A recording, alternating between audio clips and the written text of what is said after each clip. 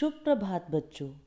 आशा करती हूँ कि आपने कक्षा 8वीं की उमंग पुस्तक में संकलित दिल को छू लेने वाली कहानी बूढ़ी काकी को अच्छी तरह से पढ़ा होगा, समझा होगा एवं दोहराया भी होगा।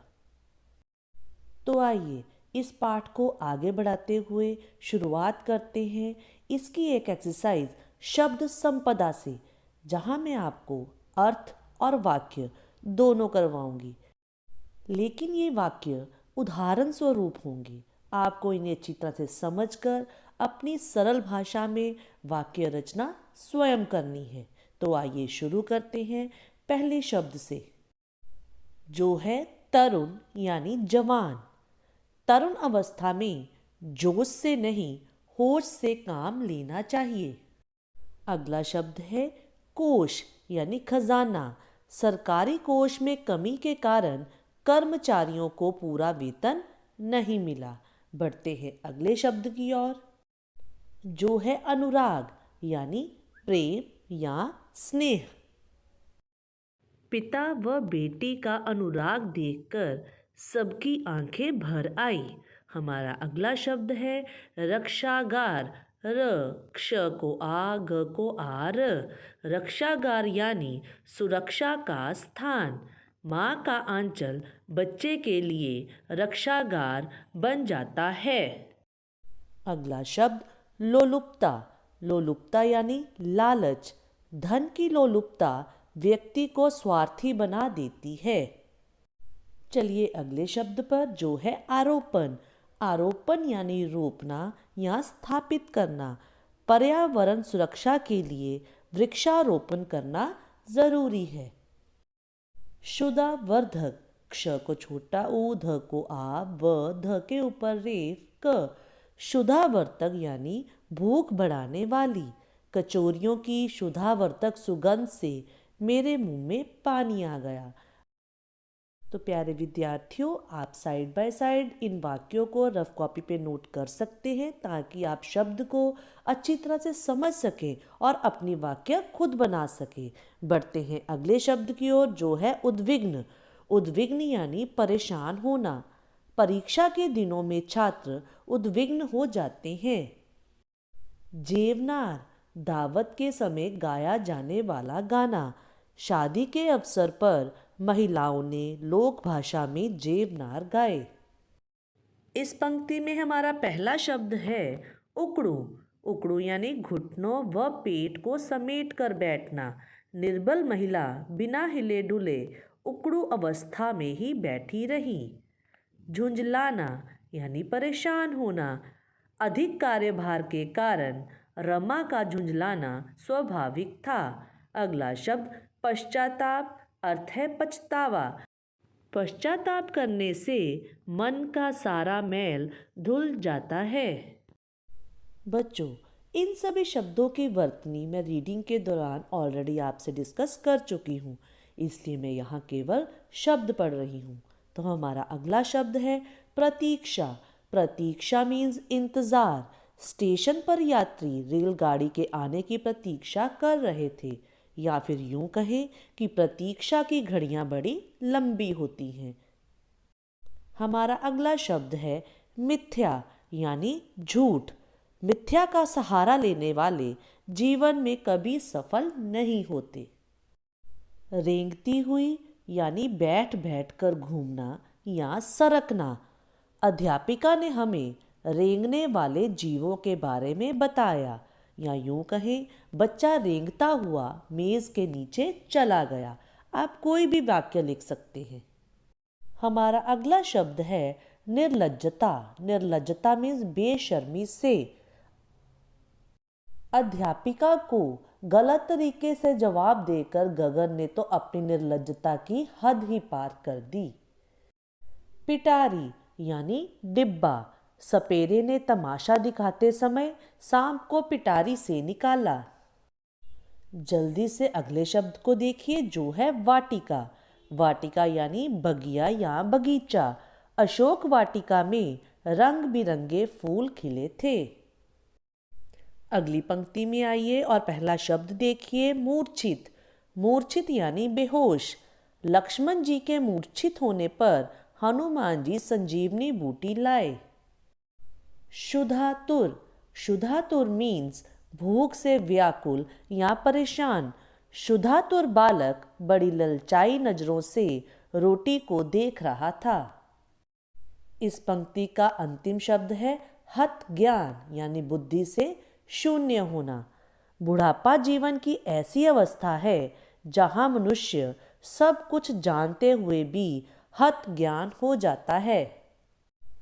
आगे बढ़ते हुए हम शब्द पढ़ेंगे दुर्गति। दुर्गति यानी बुरी दशा। सड़क के किनारे बैठी महिला की दुर्गति देखकर सबने उसकी मदद की। अगला शब्द है असहाय। असहाय मीन्स बिना सहारे के। गरीब, अनाथ और असहाय बालक पेट भरने के लिए भीख मांग रहा था। कंठावरुद्ध, कंठावरुद्ध मीन्स गला भर आना। माँ विषय पर लिखी गई कविता को सरिता ने अंत में कंठावरुद्ध स्वर में विराम दिया। बढ़ते हैं अपनी अंतिम पंक्ति की ओर, जहाँ शब्द है सदिच्छाएं यानी अच्छे विचार। बेटी की शादी के पश्चात माता पिता ने उसे सदिच्छाएं देकर विदा किया। और अंतिम शब्द है निमग्न। निमग्न मीन्स डूबा हुआ, लीन या मग्न। लता जी की सुरीली आवाज़ सुनकर श्रोतागण निमग्न हो गए। तो बच्चों, ये थे अर्थ सहित वाक्य। अब इन्हें अच्छी तरह से समझकर आप अपने वाक्य स्वयं बनाएंगे। अब बढ़ते हैं अपने पृष्ठ 28 पर, जहां हम इसका अभ्यास कार्य करेंगे। तो बच्चों, अभ्यास कार्य के दौरान आप देख सकते हैं कि आपको समझाने के लिए उदाहरण स्वरूप पुस्तक पर कार्य किया गया है, ताकि आप उसको फॉलो करते हुए अपने प्रश्नों के उत्तर स्वयं ढूंढें और साथ ही साथ अपनी पुस्तक पर उसे कंप्लीट भी करें। तो आइए शुरू करते हैं पहली एक्सरसाइज, जो है प्रश्नों के उत्तर संक्षेप में लिखिए। और हमारा पहला प्रश्न है, बूढ़ी काकी नामक पाठ में से संबंधों की कड़ी लिखिए। आपको ये बताने के लिए कि पुस्तक पर कैसे कार्य किया जाएगा, आप देख सकते हैं कि मैंने कुछ शब्द लिखे हैं। तो इसका उत्तर कैसे बनेगा? बूढ़ी काकी यानी दादी, बुद्धिराम और रूपा पति पत्नी, और बुद्धिराम के 3 बच्चे। हमारा अगला प्रश्न है, बूढ़ी काकी पाठ के लेखक कौन हैं? यहाँ आपको राइटर का नेम बताना है। और अगला प्रश्न, बूढ़ी काकी जूठी पत्तलों पर क्यों झपटी? यहाँ जूठी पत्तलों पर झपटने का कारण लिखेंगे। और अंतिम प्रश्न, काकी को देखते ही पूरियों का थाल जमीन पर किसने पटका? तो अगर आपने इस पाठ की अच्छी तरह रीडिंग की है और इसे समझा है, तो मैं आशा करती हूँ आप जल्दी से इन प्रश्नों का उत्तर स्वयं ढूंढ लेंगे। अब चलते हैं एक्सरसाइज नंबर 2 पर। एक्सरसाइज 2 में पहला प्रश्न है, बूढ़ी काकी बुद्धिराम के साथ कैसे आई? प्यारे बच्चों, यहाँ आपको केवल एक शब्द में उत्तर ना देकर विस्तार सहित उत्तर लिखना है। यहाँ मैंने आपकी सहायता के लिए कुछ शब्द लिख रखे हैं, जो कि इस प्रश्न के कीवर्ड्स हैं। तो आइए देखते हैं इनकी सहायता से हम इस प्रश्न के उत्तर की वाक्य रचना कैसे करेंगे। बूढ़ी काकी का अपने भतीजे बुद्धिराम के सिवाय और कोई नहीं था। उसने अपनी सारी संपत्ति बुद्धिराम के नाम लिख दी थी। भतीजे ने संपत्ति लिखाते समय खूब लंबे चौड़े वायदे किए और काकी को अपने साथ ले आया। तो बच्चों, बाकी के प्रश्न केवल मैं रीड करूंगी, उनके उत्तर आपको पाठ में से स्वयं ढूंढने हैं। दूसरा प्रश्न है, बुद्धिराम के घर में क्या हो रहा था? आगे का प्रश्न देखिए, जब बुद्धिराम ने काकी को मेहमानों के बीच देखा तो क्या हुआ? अगला प्रश्न है, लाडली काकी के पास कैसे पहुंची? बढ़ते हैं अगले प्रश्न पर, जब काकी पतलों से जूठी पूरियों के टुकड़े उठाकर खा रही थी तो तब रूपा ने क्या किया? और हमारा अंतिम प्रश्न है, रूपा को किस बात का डर था? प्यारे विद्यार्थियों, इस कहानी को हमने इतने विस्तार से पढ़ा है कि मैं जानती हूँ कि इन प्रश्नों के उत्तर आप जल्दी और स्वयं हल कर लेंगे। अब बढ़ते हैं एक्सरसाइज 3 की ओर, जो है रिक्त स्थानों की पूर्ति कीजिए। काकी की शरण उनकी डैश के कारण बहुत महंगी पड़ती थी, और इसका उत्तर है लोलुपता। आप देख सकते हैं कि हमने रिक्त स्थान की पूर्ति कैसे की है, वैसे ही फॉलो करते हुए बाकी आपको स्वयं करने हैं। दूसरा है घी और मसाले की डैश चारों ओर फैली हुई थी। तीसरा, काकी को रूपा पर क्रोध नहीं था, बल्कि अपनी डैश पर दुख था। आगे बढ़िए और देखिए, काकी डैश बैठकर हाथों के बल सरकती हुई आंगन में आई। और अंतिम रिक्त स्थान है, बुढ़िया पत्तलों से पूरियों के टुकड़े चुन चुन कर डैश करने लगी। चलते हैं अपने अगले टॉपिक पर, जो है भाषा की बात। और उसकी पहली एक्सरसाइज है रंगीन छपे शब्दों के विलोम शब्द लिखकर रिक्त स्थानों की पूर्ति कीजिए। विलोम शब्द यानी ओपोजिट वर्ड। और यहाँ हमारा पहला प्रश्न है, गरीब लोगों को भोजन बड़ी कठिनाई से मिलता है, जबकि अमीर व्यक्तियों को डैश से। यहाँ कुछ गुलाबी शब्द दिए गए हैं जिनके आपको विलोम लिखने हैं, और कठिनाई का विलोम होगा सरलता। आगे देखिए, पकवान की सुगंध तो सबको पसंद है, लेकिन सड़ने पर उसकी डैश किसी को पसंद नहीं। सुगंध का विलोम होगा दुर्गंध। द को छोटा ऊ, ग के ऊपर रेफ, बिंदी और ध। तीसरे पर चलिए, व्यक्ति की डैश किसी को अच्छी नहीं लगती, बल्कि गंभीरता सबको अच्छी लगती है। और गंभीरता का यहाँ विलोम होगा चंचलता। च के ऊपर बिंदी, च ल त को आ। अब आगे बढ़ते हैं और पढ़ते हैं, पहाड़ों पर चढ़ना कठिन है, जबकि डैश आसान है। और विलोम का उल्टा अर्थ होगा चढ़ना, उतरना। बूढ़े लोगों को सताना डैश है, और उन्हें खुश रखना पुण्य का काम है। यहाँ उल्टा शब्द हम बताएंगे पुण्य का, और उल्टे शब्द को विपरीत भी बोला जाता है। पुण्य का होगा पाप। जल्दबाजी मत करो, वरना डैश हो जाएगी। यहाँ जल्दबाजी के लिए आएगा देरी। जल्दबाजी मत करो, वरना देरी हो जाएगी। अब बच्चों, आपको इनको अच्छी तरह से सुन के अपनी पुस्तक पर लिखना है। अब बढ़ते हैं पृष्ठ 29 पर। पृष्ठ 29 पर हमारी पहली एक्सरसाइज है, सही पर्यायवाची शब्द पर सही का निशान लगाइए। हर शब्द के साथ उसके 3 उत्तर दिए गए हैं, और आपको सही उत्तर का चुनाव करना है। जैसे कि पहला शब्द है मनुष्य, और इसके साथ 3 उत्तर दिए गए हैं, देवता, मानव और राक्षस। और सही उत्तर मैंने रेखांकित किया है, जो है मानव। इसी प्रकार आपको 3 अन्य शब्दों के उत्तर भी रेखांकित करने हैं। अब बढ़ते हैं अगले पर, जो है बूढ़ा। बूढ़ा उदासीन, उदास या वृद्ध, और इसका सही उत्तर होगा वृद्ध। तीसरा देखिए, उत्सव यानी त्योहार, खुशी या प्रसन्न, और इसमें हम सही उत्तर का क्या चुनाव करेंगे? त्योहार। अब बढ़ते हैं अंतिम की ओर, जो है मिथ्या यानी झूठ, सच और सत्य। और मिथ्या का अर्थ होता है झूठ। यहाँ हम झूठ शब्द को रेखांकित करेंगे। हमारी तीसरी एक्सरसाइज है, मुहावरों का अर्थ लिखकर वाक्य बनाइए। यहाँ बच्चों, मैं केवल आपको मुहावरों के अर्थ बताऊंगी, वाक्य आप स्वयं करेंगे। और पहला मुहावरा है, थाल सजाना यानी भोजन परोसना। आंखें बिछाना, स्वागत करना, आधा स व को आ ग त, स्वागत। तीसरा, मुंह में पानी भर आना, अर्थ ललचा जाना। 9 2 11 होना, अर्थ है भाग जाना।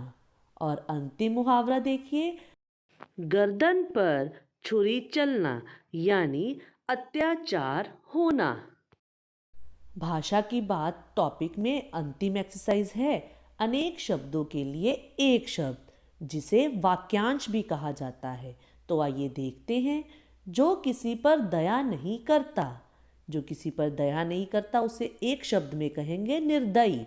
न को छोटी ई, द के ऊपर रेफ, य को बड़ी ई। जहाँ खाद्य सामग्री जमा करके रखी जाती है उसे कहेंगे भंडार। भ के ऊपर बिंदी, ढ को आर, भंडार। तीसरा, जो अपनी उपलब्धि पर घमंड करता है, जो किसी भी बात का घमंड करे उसे घमंडी ही कहा जाता है। अब बढ़ते हैं चौथे की तरफ, जो है जिसे किसी की परवाह नहीं होती। जो किसी की परवाह नहीं करता उसके लिए एक शब्द है बेपरवाह। ब को ए, पर व को आह। जिसका पति न हो, जिसका पति मर चुका हो या जिसका पति न हो उसे बोलते हैं विधवा। व को छोटी ई, ध व को आ। और अंतिम, जो ईश्वर में आस्था रखता हो, जो ईश्वर में आस्था रखता हो वह है आस्तिक, यानी जो ईश्वर में विश्वास रखता है। और आस्तिक की वर्तनी देखिए, आ, आधा स, छोटी ई, त, क। तो बच्चों, इस प्रकार हमारा अभ्यास कार्य यही समाप्त होता है।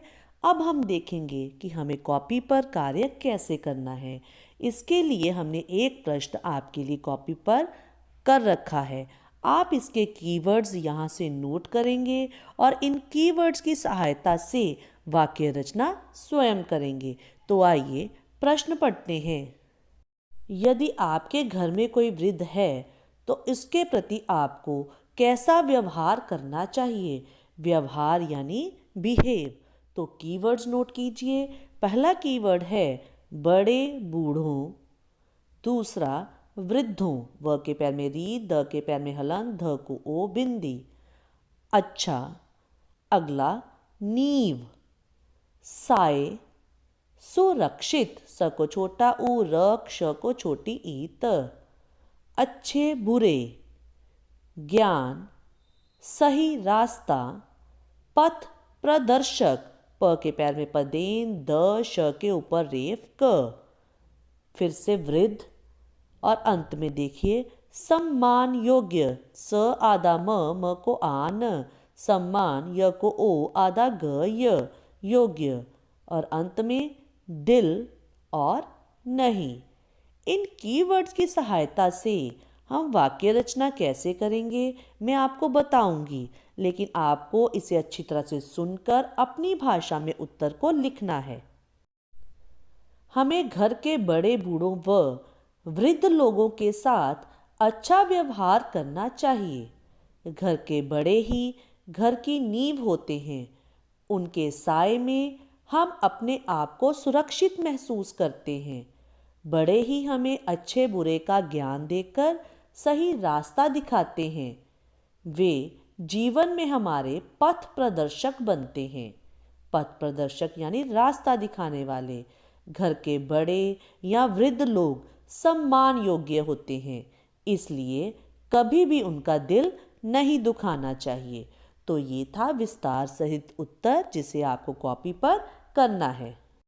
तो प्यारे विद्यार्थियों, मैं आशा करती हूँ कि आप पाठ 3 बूढ़ी काकी को अच्छी तरह से दोहराएंगे और साथ ही साथ अपने अभ्यास कार्य को पुस्तक पर पूर्ण भी करेंगे। अब हम अपनी अगली वीडियो में एक नए विषय के साथ मिलेंगे। धन्यवाद।